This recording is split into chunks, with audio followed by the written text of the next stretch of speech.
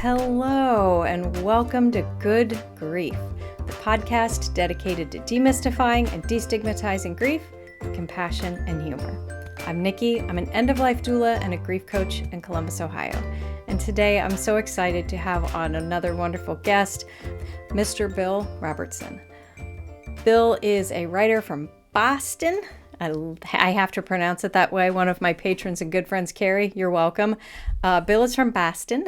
He's from Boston, Massachusetts, currently living in LA. He actually has a feature film out now. He has some books he's written.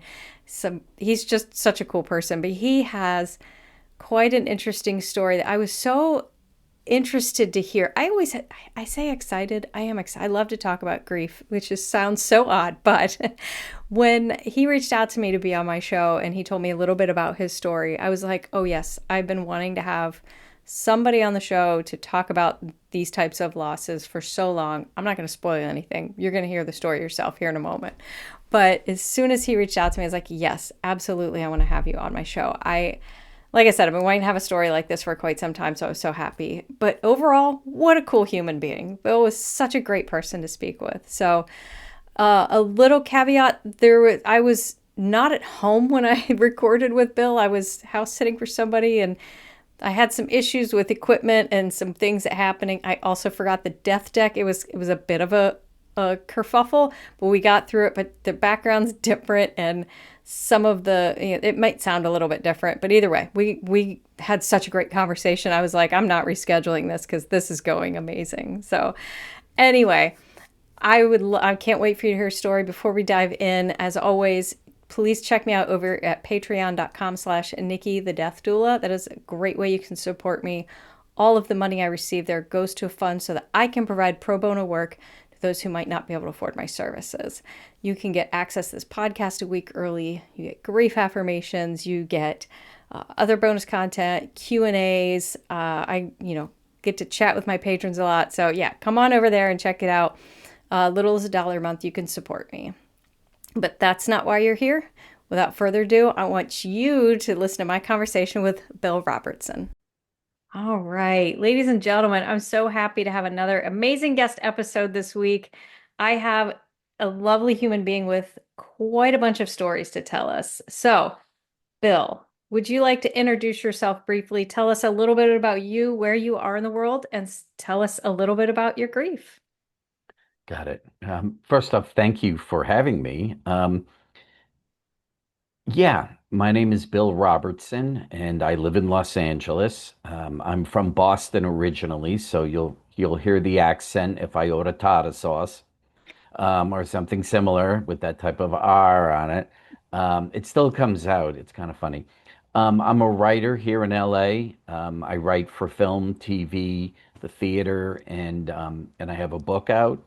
Um, in regards to grief, just going to say too, I'm 64 years old. I've already lost a lot of friends who have passed before hitting 65, Mhm. and they were healthy, much healthier than I am. Um, I lost a partner to AIDS back in 92. My parents passed within 4 months of each other in 2010. After my dad died at 89, and he was working till he was 85. My mom was still working at 85, and she was killed in a car accident 4 months after my dad passed. Um, and just recently, I've lost two of my best friends. One of them swam in the ocean 3 miles every Sunday, had saved over $1 million, was just retiring, got Oh, leukemia in May, was dead in December. oh, He was someone I traveled with. I've been clean and sober 28 years. He was someone, congratulations. yeah, thanks. Yeah, he's someone I had met in sobriety. I've lost a lot of people that have died due to addiction. Sure. And of course, during the AIDS epidemic of the 80s and 90s, I was at a funeral all the time. I survived it. I'm negative. I mean, I don't even know how it happened. But I do believe life is not about, it's not about what we do. It's more about how we experience life. And I just believe that's a big part of it. It's what are we experiencing, Yeah. and death has been a big part of it. Yeah. Oh, thank you for saying that. I mean, as you know, and my listeners know, I'm a death doula, so I'm around death a lot as well. And I mean, this is something I've known for a while. This isn't something this taught me, but it just reiterates all the time when I'm working with people at end of life how important it is to embrace what we have right now while we have it Yes. and to experience everything we can and just to appreciate every aspect of life because it's so short and we never know how short it's going to be, right? No, definitely. And at some point, I just want to mention before I forget, I want to mention Dannion Brinkley and Okay. his experience with death. If whenever you want me to tell that story, you let me know. He wrote a book called Saved by the Light, and he died 3 times. Well, go ahead and Want me to tell us do it about that. now? Yeah, go ahead and tell us Okay. about that right now. Dannion Brinkley, he was either, and I apologize, Daniel, if I'm getting this wrong, but he either worked for the CIA or the military, and he's very open about this. He speaks about it at gatherings and things that he was basically responsible for ending people's lives. Okay, lack Okay. of a better way of putting it. Um, and he was struck by lightning twice through the phone.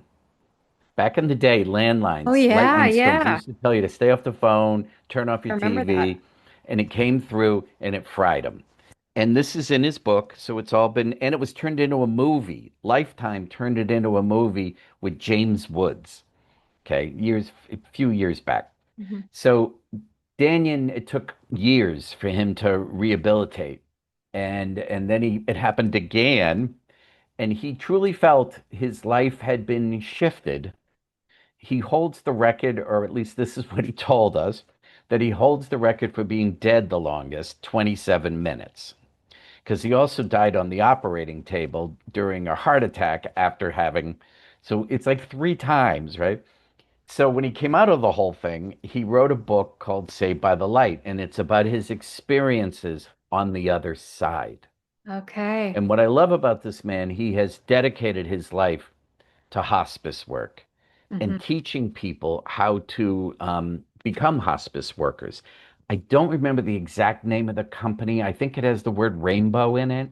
Okay. But so my story with him, and this is really important for your listeners, and I tell it to people all the time, and I need to remember it all the time because when life is lifing, also, can I swear or not swear on this? You can swear, that's fine. Okay. All right, good. Just in case it comes out, I just wanted to say that. So I took a class with him through the Agape International Spiritual Center that I mentioned to you earlier. I've been attending for over 20 years. And they it was just anyway, he taught this class. And then I saw him like a year or two later. I was at a record release party in Santa Monica, and it was packed, and I was in the back, and the back door opened, and he came in. So I got to have a little one-on-one with him, and he looked exhausted. And he walks with a limp still. He's a Southern boy from Tennessee, so he's got that strong drawl. Love it. And yeah, and his politics are not something we're going to talk about. But anyway, so he came in, and I said to him, Daniel, I just want to introduce myself. Hi, my name is Bill. I took one of your classes, and I said, are you okay? And I'm paraphrasing all of this because it was a long time ago. And he said, I just helped two people. I no, the way he put it was, I just took two people over to the other side. That's how he put it. And I'm looking at him. I'm like, he said one was like an 85-year-old man and a woman who was like 65 or whatever. And he said, and I'm pretty tired. So we talked for a little bit, and the music's going on in the front part of the room.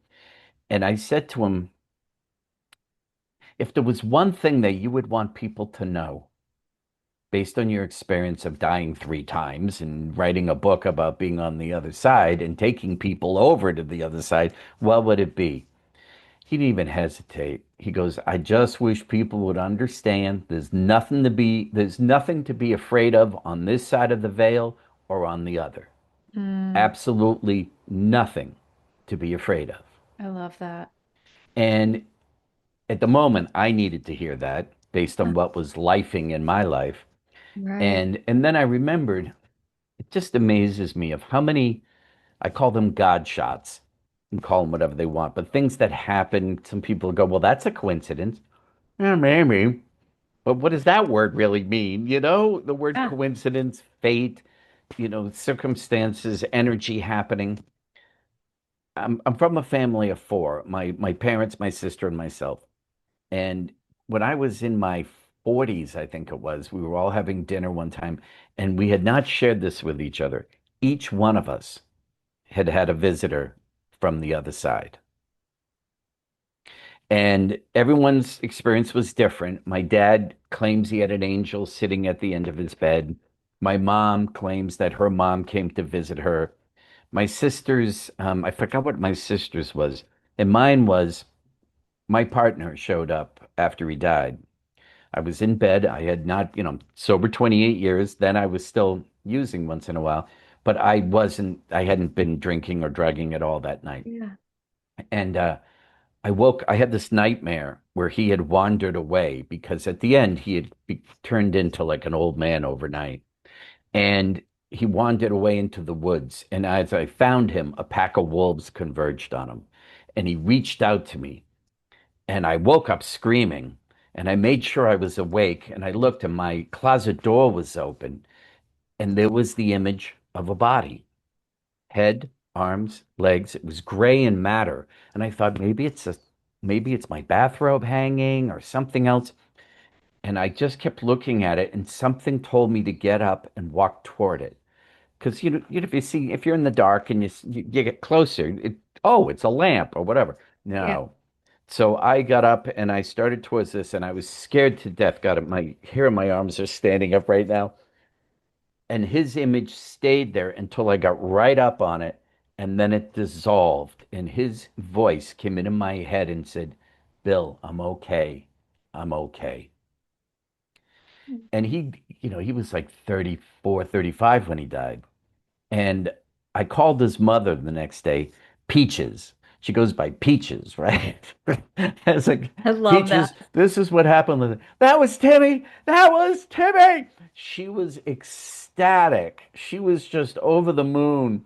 And we had that experience together, Yeah. and she was a card carrying Baptist. And she said to me, you know, Billy, who am I to judge anybody? My son is my son, and I love him for who he is. She was amazing.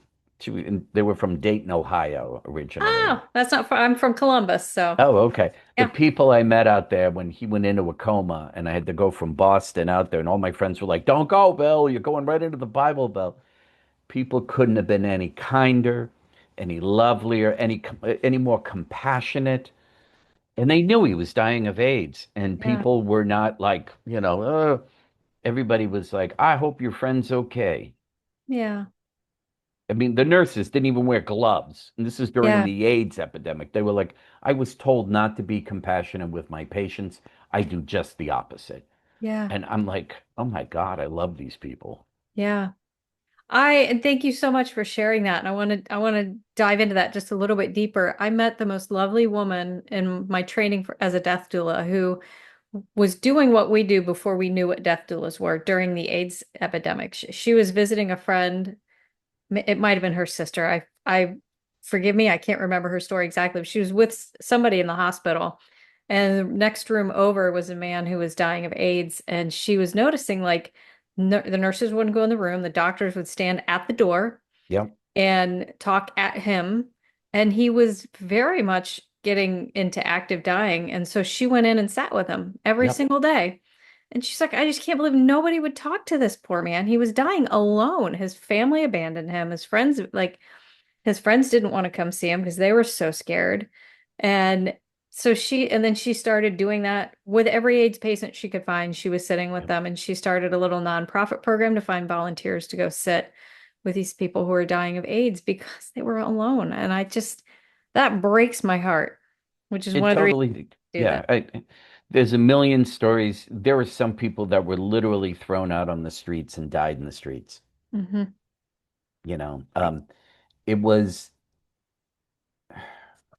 there were a lot of people that did a lot of great work back then to help people, like that woman that you spoke to, Yeah. and different some churches, not all of them, but like the Unitarians, they took people in, Hmm. they helped people. Yeah, it's crazy how we treat other human beings and how we treat animals. You know, I met a mystic from Ghana named Malidoma Patrice Samé. He's written a couple books. He's passed away. He believed that the level of consciousness on the planet goes trees, animals, humans, and that the third one is always trying to overtake the other two. Trees give out unconditional love because they give out oxygen. Hmm. Animals live within the cycles of nature, Hmm. and humans have a friggin' ego Yeah. Yeah, we do.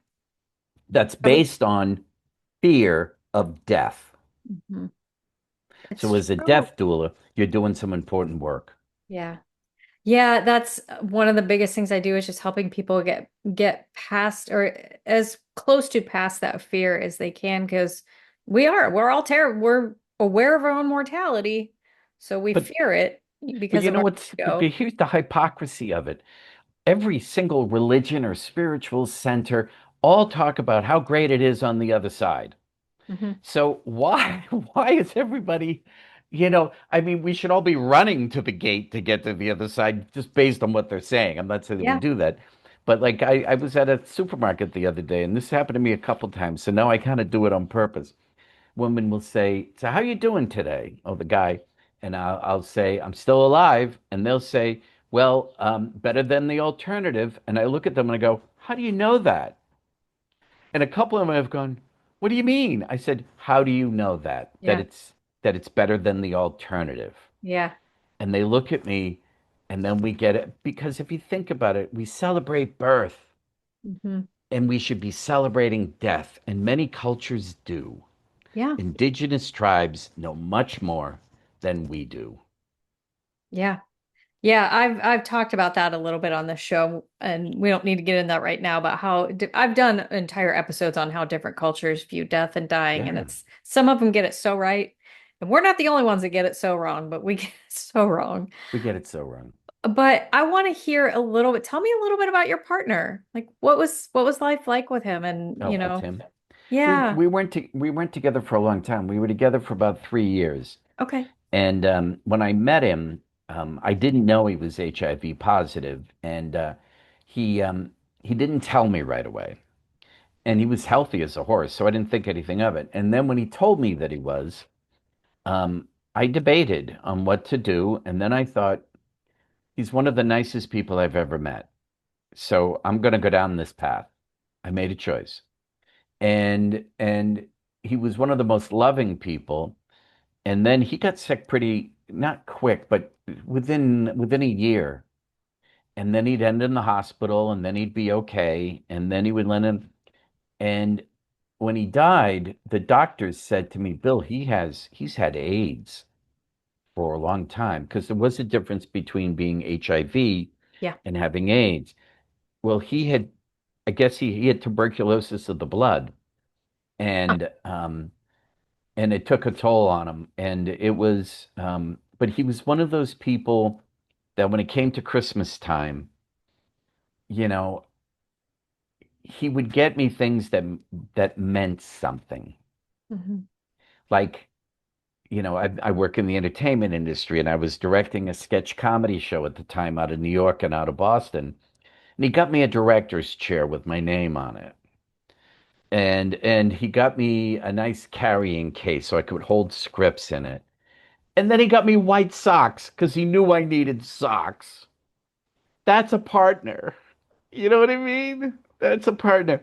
And at one point, I was thinking about breaking up with him, not because of, he was healthy and then when he got, I couldn't. I had heard too many horror stories about people abandoning their partners. Yeah. Um, and I'm like, that's not how I was raised. I'm not going to do that. And we'll deal with what life throws at us.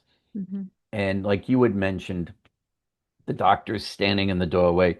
I mean, he got sick in Boston. They're supposed to have the best medical community on the planet. And they had signs on his door, quarantine. Nobody was going to catch anything from him. They were worried about, him catching something. But he was on so many meds, it was like a barrier. He wasn't going to catch anything because I even asked the doctors. But the people who were taking care of him or coming in to clean the room did not speak English, and they did not take the time to explain to them in their language that you're going to be okay. So Hmm. they'd leave his food outside the room. He couldn't walk. Yeah. And I'd get there and I'm like, what's his food doing out here? And the room wasn't cleaned. I was like Shirley MacLaine in terms of endearment.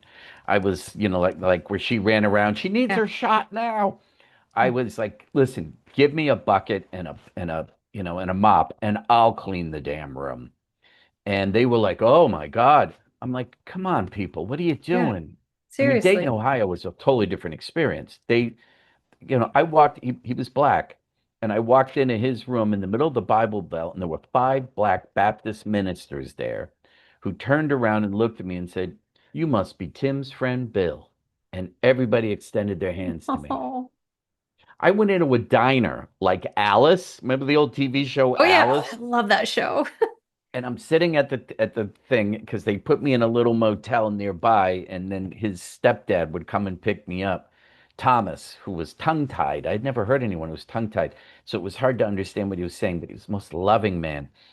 And so I'm eating at the diner. It's like a truck stop. And the guy next to me goes, oh, you're new in town. You know, what are you doing? I said, I'm visiting a friend in the hospital. He goes, car accident? I said, no, AIDS. And he didn't bat an eye, We all talked, and the waitress and the cook behind it was just like Mel's place on Alice. Oh. And when I went to leave, that trucker turned around, and the waitress stopped what she was doing, and the cook, and another person at the table, and he said, "Listen, Bill, I hope your friend's okay." God, it makes me want to cry right now. Yeah. And everyone else was waving goodbye. I'm like, what's going on? Am I in an episode of Alice? It was just bizarre. Yeah. And then when he slipped into a coma, and I slept in his room, and I'm sure the death rattle Yeah. is something that is I'll never forget. Yeah. And I remember a nurse standing on one side of the table and me on the other. And she was the one who said, I'm more compassionate than ever. She was crying and I was crying. Mhm. And then I left and I didn't want to watch him die. And he died like the next day. Yeah. Oh. That was brutal. It was Oh just, yeah. and then I watched the movie when I got home. I watched the movie Defending Your Life with Albert Brooks and Meryl Streep. Love that movie. I've seen it like 15 times, but I cried so hard the first time I watched it. I called my sister. I cried for over a half hour, like nonstop crying. Hmm. And it has one of the best endings in all of film. I mean, with that music and Yeah. Let Him Go, you're like, Oh, oh. And if anyone hasn't seen Defending Your Life, find so it good. and rent it. So good. So It's my good. favorite Meryl Streep film, Oh, actually. she's a treasure. Yeah, So y- you lost your partner back in the 90s, and then you lost both your parents very close together, yeah, right? So and yeah, tell us just a little bit about that. And you've lost like pets and also you yeah, experienced a lot. yeah. Um, my parents, I'm going to throw it back to 1972. They both almost died within 4 months of each other in 1972. My dad had his first heart attack, and my mom had taught in a part of town where she ended up picking up hepatitis, and it was just, and it was so bad that we watched her eyes roll up in the back of her head. Her fever was crazy, and that was 4 months after my dad had gotten out of the hospital. My sister's 10 years. I'm going to lose both my parents when I was 12. And and that's when I started drinking and drugging back Oh my then. And gosh. yeah, and then I got sober at 36. But oh, we were dealing, we were doing a lot of stuff back in the 70s in Attleboro, Massachusetts. But anyway, and then Fast forward to 2010, and they died within 4 months of each other. My Wow. dad had stopped working at around 85, 86, and then he died at 89, like heart problem, and he had had numerous heart attacks over the years. He was like an Energizer bunny, and that's what we would call him, but he was ridiculous with it too. Like he would get out of the hospital, and 3 days later he's rowing a boat, or he's climbing up on the roof. He Yeah. fell off the roof and broke his back at one point. I'm like, what are you doing? Just you're just nuts. And the last time I saw him, he was in hospice in Chatham, Massachusetts, right down the street from where they lived. There was a Yeah. place that was able to do that. So my mom could walk, and I could go back and visit and walk and see him every day for breakfast and then go back again for dinner and such. So the nurses had said Billy could last another week or two. He could go tomorrow, and I had to come back to LA. And he was sitting up in his chair and he was very weak, but he liked to flirt. And my dad never cheated on my mom. They were married for 64 years. I'd even quiz him about it because he went in on D-Day and he was over, in Europe during the war. I'm like, come on, you must have hooked up with somebody, right? No, Bill, how dare you? He was just like, and he was engaged to my mom for 4 years while he was overseas. Like before he left on D-Day, they had gotten engaged, or before he left to go to Europe.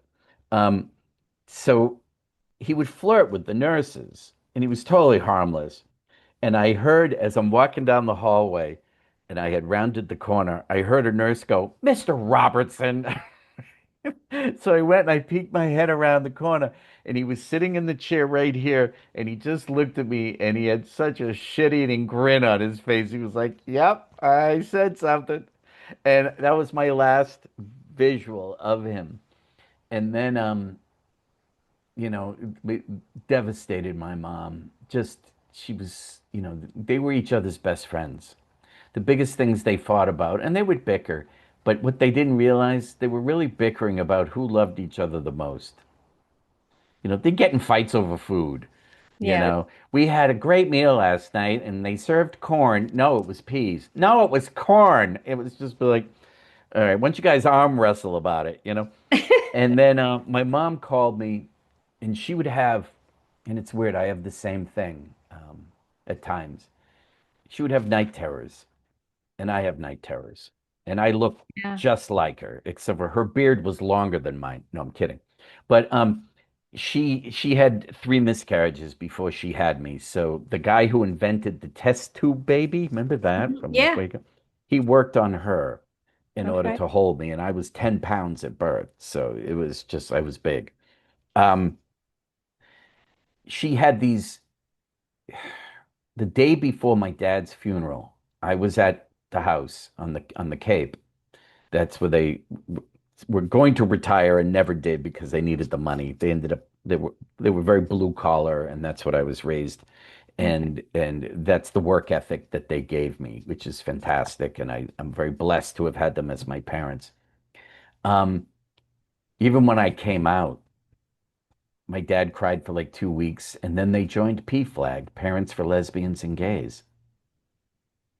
And if he ever heard me mention a woman's name, it was so funny. Like if I said, "Oh, it was just on a podcast with Nikki." Nikki, who's Nikki? I'm like, Jesus, Dad, give it a break, will Dad. you? Yeah. But so she had this nightmare the night before his service, and she threw herself out of the bed, hit her face on a bureau. Mhm. Looked like Mike Tyson had beat her up.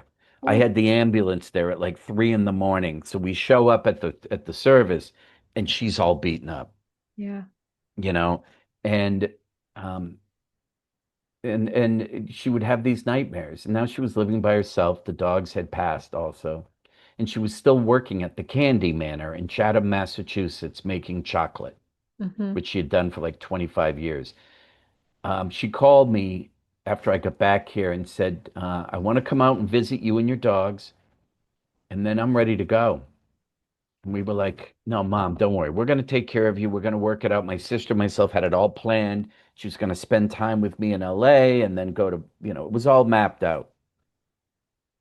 And then 2 weeks later, she was killed in a car accident. Oh my God. I had done over my back bedroom. This is where she was going to stay. I was going to have Yeah. railings put up, the whole thing.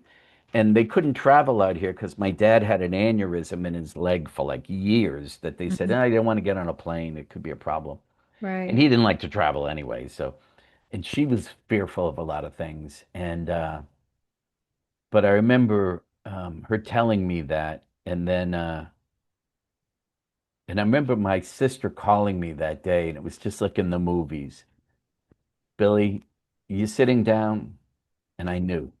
I just Mhm. knew, you know. Yeah. And how people responded to it was very different. It was weird. One of my neighbors who I don't talk to anymore, I was like lost. I was wandering around my neighborhood like, what do I do? I don't even know what to do. And I saw her with her now ex-husband. There's a reason why. And I said to her, my mom was just killed in a car accident. And he hugged me. And she had been in an argument with him about something or had something to say. And she looked at me and she goes, Bill, people die on the day my mom was killed in a car accident.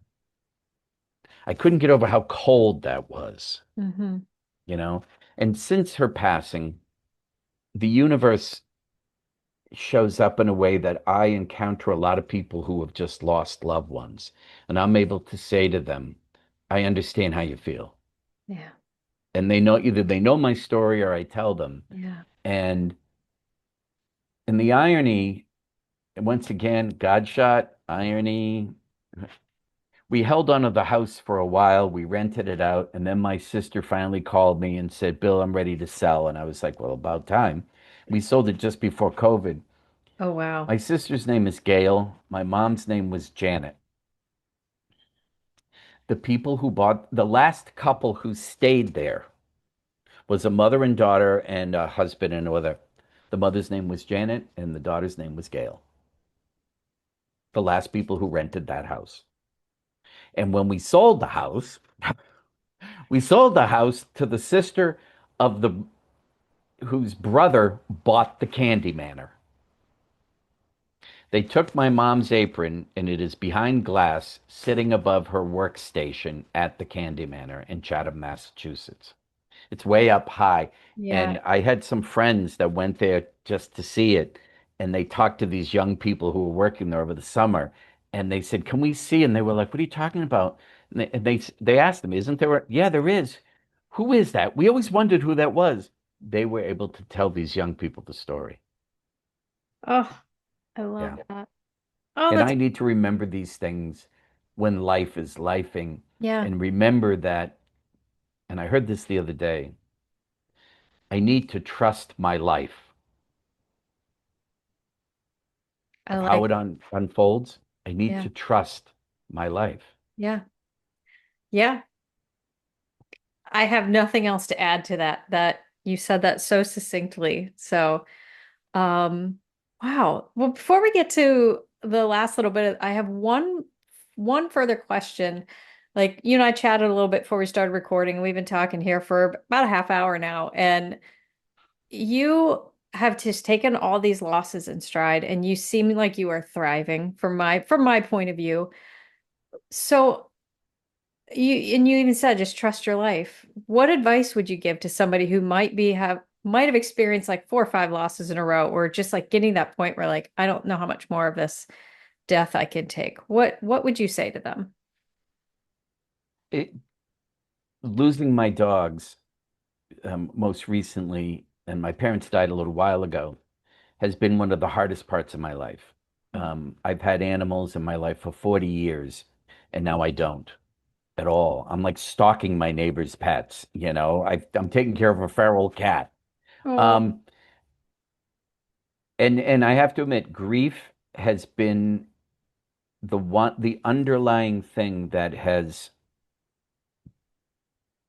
made life harder for me right now. Am mhm. I thriving? Yes, in a lot of ways I am. Um, what I have to come to terms with is the processing. of grief. And the best advice I can give anyone is one, don't let anyone tell you how long you are to grieve for. Mhm. When people are like, "Oh, get over it." Oh, no, tell them to get over it. Oh, Yeah, yeah, slap them across the face. No, I'm yeah. kidding. But you know what I mean? It's like Yeah. I still when my mom died, I used to cry in the supermarket, Hmm. always in the produce section. I don't know what that means, but anyway, but I would break down and then I thought about it. It took me back to when, as a little kid, I'd go shopping with my mom. Hmm. you know so I guess the best thing I can say for me, what has really helped has been reading and embracing it and understanding that death is all a part of it and it's one big cycle. And once I wrap my brain around it, but Pima Chodron's book about when everything falls apart, Hmm. heartfelt solutions, it really helped me a lot. Pima children's book, agapelive.com, really helped me a lot. Members of you know, I'm not supposed to mention the name because it's a tradition, but the recovery group that I'm a part of, Hmm. those people showed up, Yeah. and prayer and meditation. And I think it's whatever works for you. Walking a lot Yeah. really works for me. Sitting at the ocean helped Oh, me a lot. A yes. lot. My Yes. backyard now, I don't have a big backyard, but it's like Wild Kingdom back there right now. I have a Chinese elm tree and all kinds of plants and flowers and bumper gardens. The squirrels come and sit near me when I'm meditating now. The hummingbirds are everywhere. And I do believe that there's something to it. I was meditating, asking the universe to show me a sign of whether or not I am connected or disconnected. And I opened my eyes, and right in front of me, within a foot, was a hummingbird just hovering Hmm. and flew off. And I went, okay, thank you. I got it. I got it. We're all part of it. Yeah. And I think studying that, it helps me. Like, I have so many friends that are so afraid of death. Hmm. I'm like, I'm not afraid of death at all. I'm afraid of suffering. I Sure. don't want to get sick. I watched friends of mine really go through hell. Um, and it's harder, I think, for the ones of us that are here. Hmm. But Yeah. how many times have we heard story after story after story of where someone had a visitor come from the other side? Or Daniel Brinkley's story, Yeah. his book, Saved by the Light. Betty Eady wrote a book called Embraced by the Light. Yeah. I've read that one. Oh, so good. I read Yeah. the both at the same time. And Danyon, so matter of fact, there's absolutely nothing to be afraid of on this side or the other. Oh, all right. I love that. So I have a tradition at the end of my episodes, and I warned you ahead of time. Oh, I'll warn yes. my listeners now. I pull a random card from the death deck. However, I am not at home right now. I'm house sitting for somebody, and I forgot to bring the death deck with me. So I asked my good buddy ChatGPT to give me a random question about death and dying. And I'm going to ask you that, and then I'll let you answer, and then I will answer because fair is fair. So the question it gave me was, if you could send one message post-death to your loved ones, what would it be? My parents and myself were okay. Um, to Tim, my partner, I'm sorry that I wasn't clean and sober when you were going through that. I mean, I think I took very good care of him. I think I would have made even better decisions if I had been clean and sober when he was going through it. I was part of a support group of people that were of caretakers. We were all taking care of our partners dying of AIDS. And in one of the meetings, there were like 9 of us in the group. 3 of us lost our partners all at once. And the people that ran it said, you need to do whatever you have to do to survive. Mhm. So all of us, we drank, we drugged, you know, whatever we had to do, and I look back at that and I understand that. And the counselors were even more upset than, I mean, we were upset, but they were like devastated that we were losing our partners. And Yeah. that would be the only thing I really wish I had gotten, because I didn't get sober till 97. So it was 5 years after he passed. And I mean, I wasn't in blackouts or, leaving him by himself, nothing like that. But I just wish Sure. I had been, because I think I would have been better prepared. Mhm. Okay.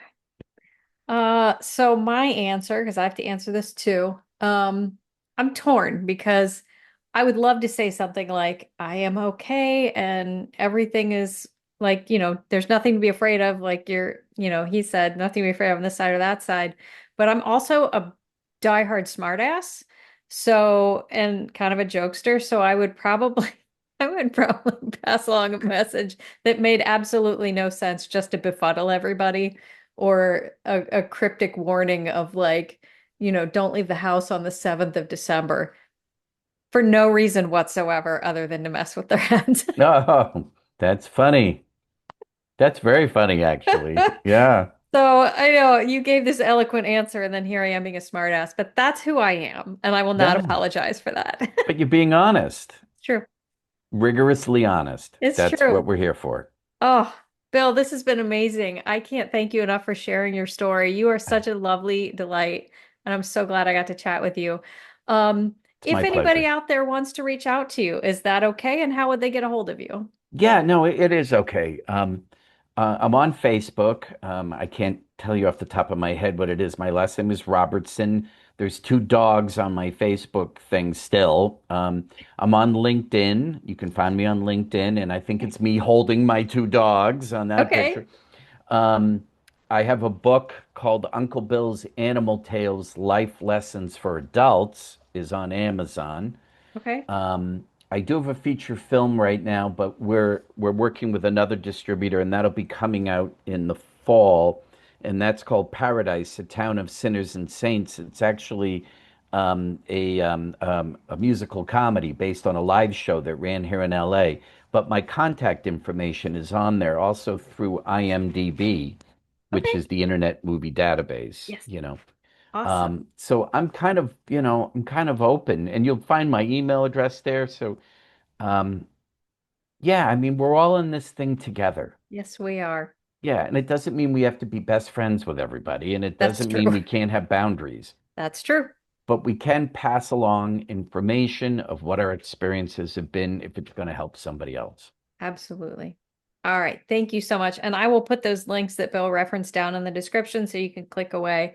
So thank you so much, Bill. This has been Thank you. amazing. I truly enjoyed it myself. All right. Thank you again, Bill, so much for being on my show. I was so grateful to talk to you. A little starstruck, not gonna lie. Although it's cool that we both knew and met Ted Neely. I only met him once. Sounds like he knew him. And anyway, fangirling over here a little bit. Bill, thank you so much for taking the time to be on my show. I hope you enjoyed listening to that. His contact information, everything he mentioned should be down in the chat. If you want some more information about me and what I can do to help you, please head on over to nikkithedeathdoula.com. I do have a subpage on my website. You click on the top, there's thing that says podcast. There's some information on the guests that have been on my show. I have merch for sale, like this t-shirt behind me, mugs, journals, some great stuff on there. Please go check that out as well. These are all great ways to help support me. Patreon.com is a great way. That, again, is so I can provide pro bono work out in the community. The best thing you can do if you enjoyed this, leave me a 5-star rating and write a little review if you're on Apple Podcasts. That is the best way for more people to find my show. Preferably a 5-star. Lower than that tends to bury me, so let's not do that. This is a labor of love. I don't make money from this. I just want to help provide some companionship through podcasting to those who might be experiencing grief and loss and feeling alone in that. So that's why I'm here. All right, you can also find me over on Substack. I've got my blog and some other content over there. A lot of great stuff to check out on Substack. Don't really do social media much anymore. Yeah, that's all. Thank you guys so much for tuning in this week. And remember, as always, grief is yours. Your feelings are valid. Grief doesn't always have to suck. Good Grief with Nikki the Death Doula is produced by Nikki Smith of Nikki the Death Doula LLC in Columbus, Ohio. Nikki the Death Doula LLC is for consulting, education, emotional support, and guidance, and is no way considered a funeral establishment or licensed mental health establishment.